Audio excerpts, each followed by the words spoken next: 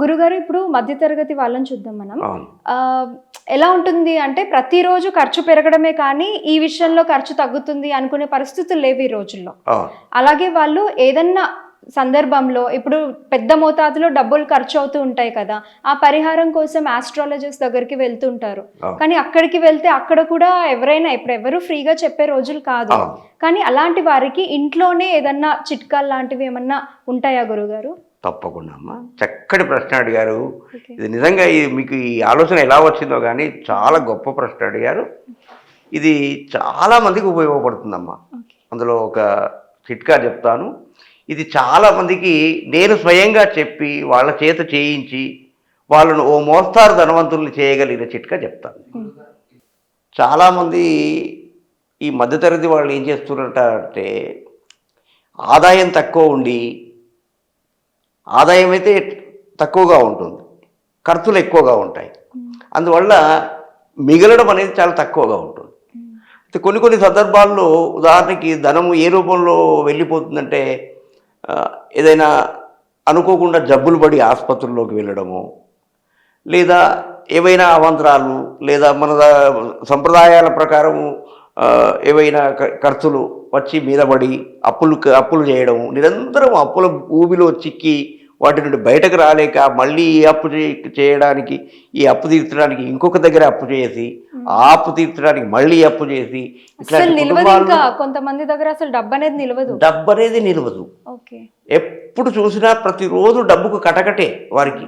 ఒక 10 రూపాయలకు కూడా ఇబ్బంది పడేటువంటి వాళ్ళు నేటికే ఉన్నారమ్మా. అట్లాంటి కుటుంబాలను నేను చూశాను. ఎందుకంటే నేను ఒక జ్యోతిష్కునిగా చెప్తున్నాను. నా దగ్గరికి చాలామంది వస్తుంటారు. పేదవారి నుండి కోటీశ్వర్ల వరకు వస్తుంటారు నా దగ్గర. కానీ అయితే నేను వాళ్ళకి ఏం చెప్తానంటే మొట్టమొదట మీరు అన్నట్టుగా ఫీజు తీసుకొని కొన్ని డబ్బులు తీసుకొని చేస్తున్నారు ఈ కాలంలో. కానీ కొంత మానవత్వంతో వాళ్ళ పరిస్థితులను చూసే తీసుకుంటాను. అయితే అలాంటి వారి కోసం నేను కొన్ని ఫ్రీగా కూడా చిట్కాలు కూడా చెప్తాను. అయితే అందులో భాగంగా మనకు ఏం చేయాలంటే, మనకు ఎప్పుడూ డబ్బుకు ఇబ్బంది ఉన్నటువంటి వాళ్ళు ఏం చేయాలంటే ధనత్రయోదశి వస్తుందమ్మా. ఇది దీపావళికి 2 రోజుల ముందు వస్తుంది. సరే, మొన్ననే వచ్చి వెళ్ళిపోయింది కదా. అలా కుదరని పక్షంలో ధనత్రయోదశి నాడు కాకుండా దీపావళి రోజు, ఒకవేళ దీపావళి రోజు కుదరలేదనుకోండి, వాళ్ళు కార్తీక పౌర్ణమి రోజు చేసుకోవచ్చు. ఎల్లుండి అట్లా. లేదా ఆ రోజు కూడా కుదరలేని పక్షంలో ఒకవేళ శుక్రవారం నాడు, ఏదైనా ఒక శుక్రవారం నాడు ఉదయం సూర్యుడు ఉదయించిన నుంచి 1 గంట వరకు శుక్రహోర అంటే ఏ వారమైనా, ఇప్పుడు ఉదాహరణకు ఆదివారం నాడు సూర్యోదయం అయిన తర్వాత గంట వరకు సూర్యుని హోరా ఉంటుంది. హోరా అనేది సంస్కృత పదము, ఇంగ్లీష్లో హవర్ అయింది. ఆ టైం ఏంటంటారు గురుగారు? ఆ టైమును అంటే ఆ ఏ వారం అయితే ఆ గ్రహానికి సంబంధించిన సమయం అనమాట. అది సూర్యుడు ఉదయించగానే. ఆదివారం అయితే సూర్యహోర, ఒకవేళ మనకు చంద్రుడు సోమవారం నాడు చంద్రహోర. ఇట్లా శుక్రవారం రోజు ఉదయం 6 గంటల నుంచి సుమారు 7 గంటల ప్రాంతంలో శుక్రహోర నడుస్తున్నాం. అప్పుడు ఒక కర్చీఫ్ కంటే కొంచెం తక్కువగా ఉండేటువంటి బట్టను తీసుకోవడం, గుడ్డను తీసుకొని, అది ఒకవేళ పసుపు రంగుది అయితే చాలా బాగుంటుంది. లేదు పసుపు రంగుది లేదనుకోండి, తెలుపు వస్త్రమైనా పర్వాలేదు. కొంచెం కాటన్ వస్త్రం తీసుకునే పరిస్థితి చూడండి. కాటన్ వాడండి, పాలిస్టర్ వాడకుండా. దానికి కూడా కొన్ని కారణాలు ఉన్నాయి.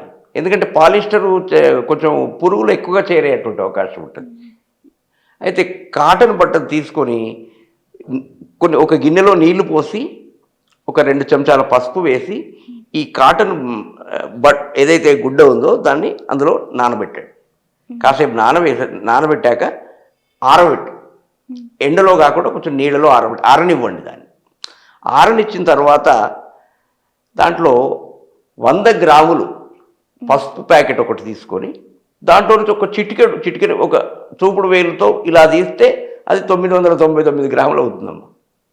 లేదా ఒకవేళ కొలవడానికి అనుకూలంగా ఉన్నటువంటి వస్తువులు ఉన్నవాళ్ళు కొలిచి కూడా 1 గ్రామ్ మైనస్ చేసి 999 గ్రాములు.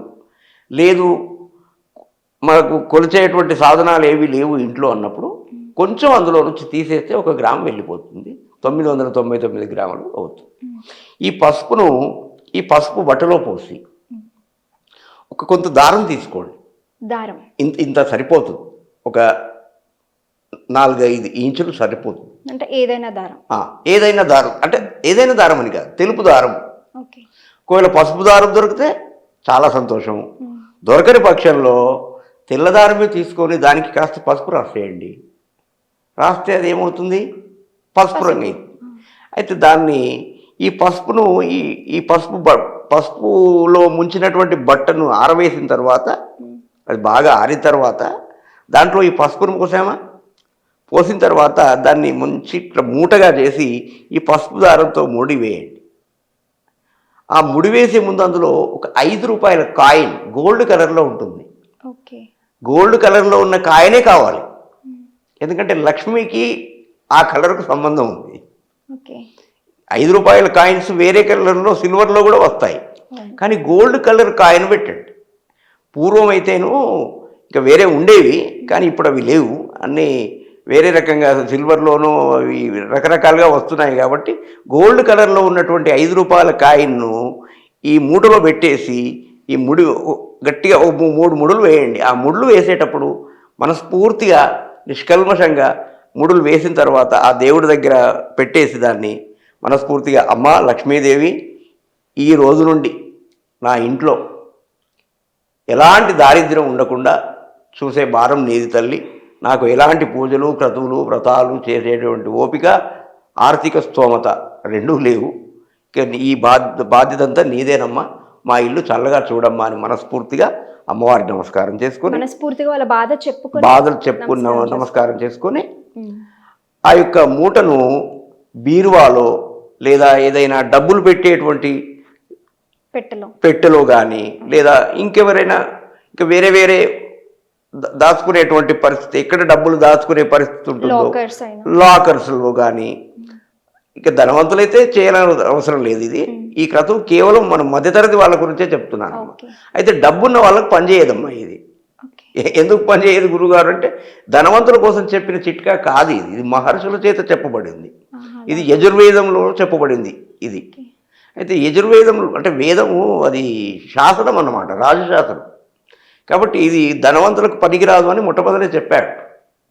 కాబట్టి ఇది పేదవారికి మధ్యతరగతి వారికే ఉపయోగపడుతున్నాం.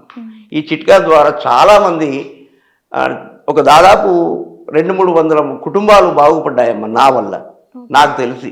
ఇప్పుడు వీడియో చూస్తే కూడా అందరూ ఇంకా తప్పకుండా ఈ కార్యం చేయండి. మీకు గ్యారంటీగా నా నంబర్కు మీరు ఫోన్ చేయండి. మీరు సక్సెస్ అయితే. సక్సెస్ కానట్లయితే నేను మళ్ళీ వేరే చిట్కా కూడా చెప్తాను. కానీ ఈ చిట్కా 1000% పనిచేస్తుంది, 100% కాదు, 1000%. ఇది నా గ్యారంటీ అమ్మ. ఎందుకంటే నేను అనుభవంలో చూశాను, ఒక జ్యోతిష్కునిగా 38 సంవత్సరాలు నా జ్యోతిష అనుభవంలో కొన్ని వందల కుటుంబాలను కొన్ని చిట్కాల ద్వారా నేను బాగుపరిచాను. అంటే అందరి దగ్గరగా నేను ఊరికే అని కాదు, కొందరి దగ్గర తీసుకున్నాను, కొందరికి ఉచితంగా చేశాను. అంటే ఉన్నవారిని లేని వారిని చూసుకుంటూ నడవాలి కదా జీవితం అంటే. అప్పుడే మనకు కొంత మంచి పేరు కూడా రావాలి కదా, కేవలం డబ్బే కాదు కదా జీవితం అంటే. అట్లా కాబట్టి ఈ చిట్కా చేసుకుంటే చక్కగా ఆ కుటుంబంలో మనశ్శాంతి ఉంటుంది, గొడవలు తగ్గుతాయి, ఐకమత్యం ఏర్పడుతుంది, ఇంట్లో ఒక ప్రశాంతమైన వాతావరణం ఏర్పడుతుంది. ఈ రుణధ్రువ శక్తి బయటకు వెళ్ళిపోయి ధనధ్రువ శక్తి గృహంలోకి ప్రవేశిస్తుంది. ఓకే, చాలా చాలా బాగుంది గురుగారు చిట్కా. చాలా మందికి చూస్తూ ఉంటాం మన చుట్టూ, వాళ్ళకి ఎంత సంపాదిస్తున్నా, ఎంత కష్టపడి సంపాదిస్తున్నా వాళ్ళ చేతిలో డబ్బులు అనేవి నిలవు. అలాంటి వాళ్ళకి చాలా గొప్ప చిట్కా చెప్పారు. చూస్తున్నారు కదా, కింద స్క్రోల్ అవుతున్న నెంబర్కి కాంటాక్ట్ చేయండి, గురువు గారితో మీ సమస్య చెప్పుకోండి. Thank you so much.